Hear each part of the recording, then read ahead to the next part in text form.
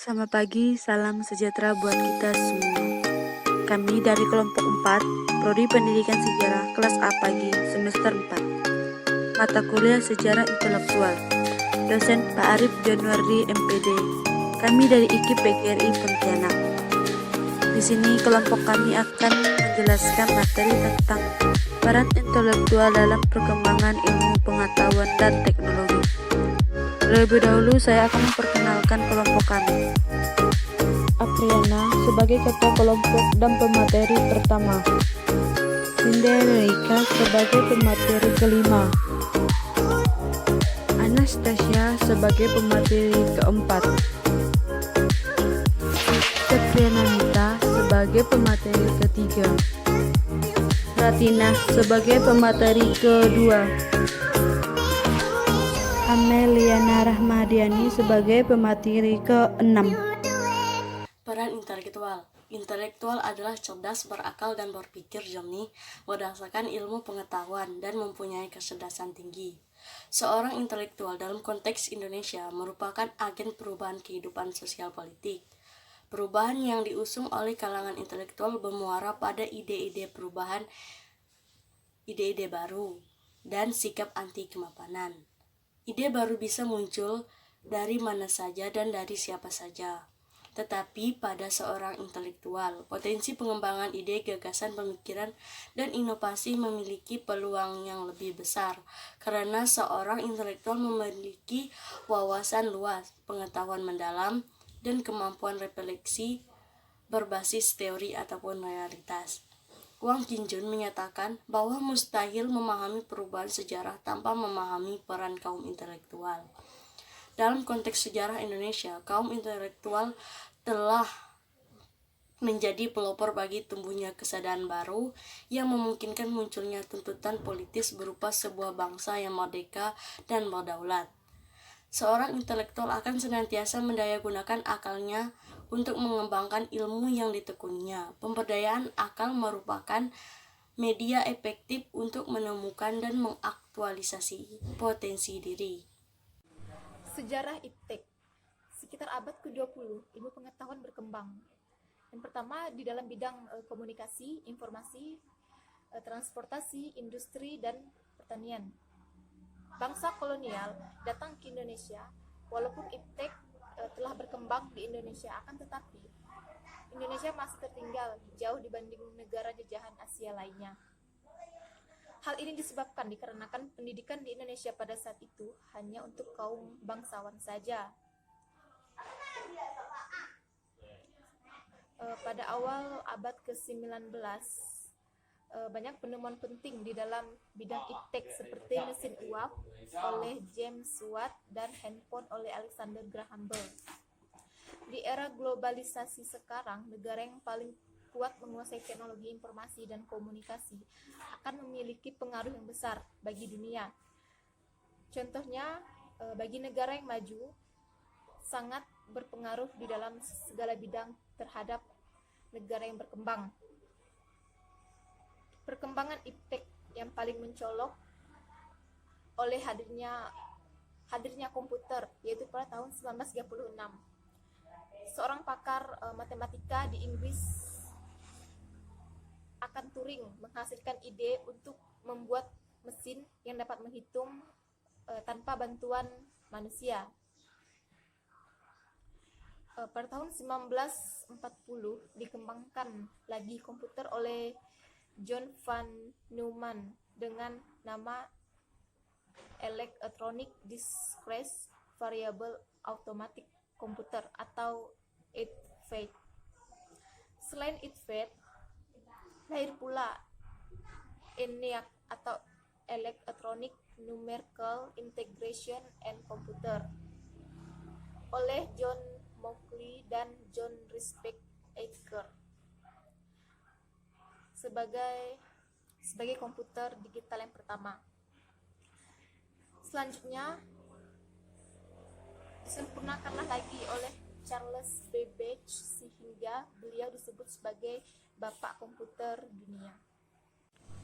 Selain dengan kemerdekaan Indonesia, pemerintah langsung menunjukkan perhatiannya terhadap ilmu pengetahuan dengan membentuk MIPI, Majelis Ilmu Pengetahuan Indonesia.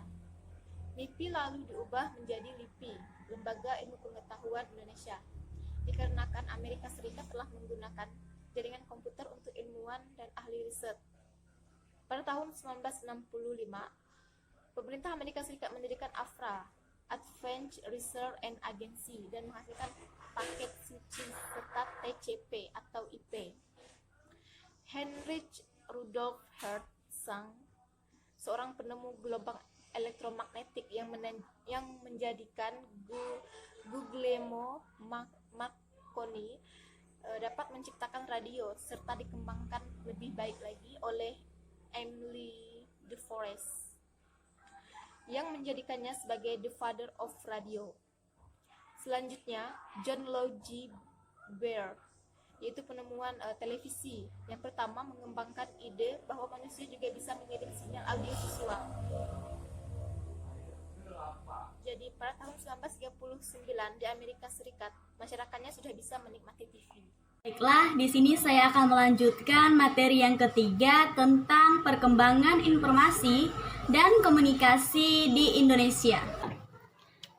Sejak masa kolonial, media informasi dan komunikasi telah berkembang di Indonesia seperti radio, TV, dan perfilman. Namun itu hanya untuk propaganda bangsa kolonial saja. Tetapi jangan khawatir, karena hal itu dapat dimanfaatkan oleh para tokoh nasionalis untuk lebih semangat memperjuangkan kemerdekaan Indonesia. Bahkan, pada saat menjelang kemerdekaan, media informasi sangat berperan penting. Hal itu membuat Sultan Syahrir, yang termasuk juga golongan muda, mengetahui bahwa Jepang telah menyerah kepada sekutu dan Indonesia terjadi vacuum of power atau biasa disebut kekosongan kekuasaan. Maka dengan itu Indonesia harus segera memproklamasikan kemerdekaannya sebelum sekutu datang kembali. Media juga menjadi peran penting untuk menyebarkan berita kemerdekaan Indonesia, bahkan ke luar negeri. Selanjutnya, Indonesia sebagai kepulauan perlu adanya layanan yang efektif dan efisien untuk mengejar ketertinggalan Indonesia dengan bangsa lain, dan serta memudahkan akses dalam informasi. Maka pada tahun 1975 Indonesia membuat satelit sendiri yang disebut sebagai Sistem Komunikasi Satelit Palapa, di mana Indonesia adalah negara keempat yang menggunakan teknologi satelit untuk komunikasi. Selanjutnya, radio. Setelah kemerdekaan pada tanggal 11 September 1945, berdirilah RRI, yaitu Radio Republik Indonesia. Satu-satunya siaran radio yang dimiliki dan dikuasai oleh pemerintah. Baru setelah memasuki periode baru pada tahun 1967, radio swasta dan radio amatir itu mulai berkembang sebagai alat pendidikan dan hiburan. Setelah itu ada televisi. Televisi pertama kali hadir pada tanggal 24 tahun 1962, bertepatan dengan Asian Games keempat di Jakarta, dengan satu stasiun yaitu TVRI. Baru 27 tahun kemudian, pada tanggal 24 Agustus 1989, hadirlah berbagai macam stasiun swasta. Baik, di sini saya akan menyampaikan materi yang keempat, yaitu perkembangan industri dan transportasi di dunia. Transportasi diawali dengan hadirnya berbagai macam kendaraan seperti mobil oleh Carl kapal oleh Robert Fulton, dan pesawat oleh Wright bersaudara. Selain transportasi, berdiri pula perusahaan industri yang mampu menciptakan mesin canggih seperti BM, Ferrari, Lamborghini, Toyota, dan lain-lain. Perkembangan industri transportasi di Indonesia tahun 1960-an, masyarakat masih menggunakan teknologi dari Eropa dan Amerika. Baru pada tahun 1970-an, masyarakat sudah mulai menggunakan teknologi buatan Jepang. Sejak akhir 1970-an, taraf hidup masyarakat Indonesia terus meningkat. Hal ini menyebabkan semakin banyak produksi yang memiliki mobil dan motor sendiri. Indonesia juga telah memiliki perusahaan industri sendiri seperti PT KAI, PT FAL, Garuda Indonesia, AirAsia, Batik Air. Garis terbesar perkembangan industri yaitu tahun 1930, substitusi impor terbatas, demokrasi terpimpin 1961 sampai 1969, dibangun 25 pabrik terbesar. Order baru, program pembangunan 5 tahun. Dan membutuhkan berbagai faktor yaitu sumber daya manusia, sumber daya alam, kebijakan ekonomi, dan perkembangan IMTEK. Baiklah, di sini saya sebagai pemateri kelima. Di sini saya akan menjelaskan apa saja sih dampak dari perkembangan IMTEK. Perkembangan IMTEK dibagi menjadi dua. Yang pertama, dampak positif. Yang kedua, dampak negatifnya. Di sini materi kami mengambil 3 dampak. Yang pertama, memberikan berbagai kemudahan. Tentu saja dalam perkembangan IMTEK mempermudah kita dalam aktivitas manusia, terutama dalam hubungan industri dan komunikasi.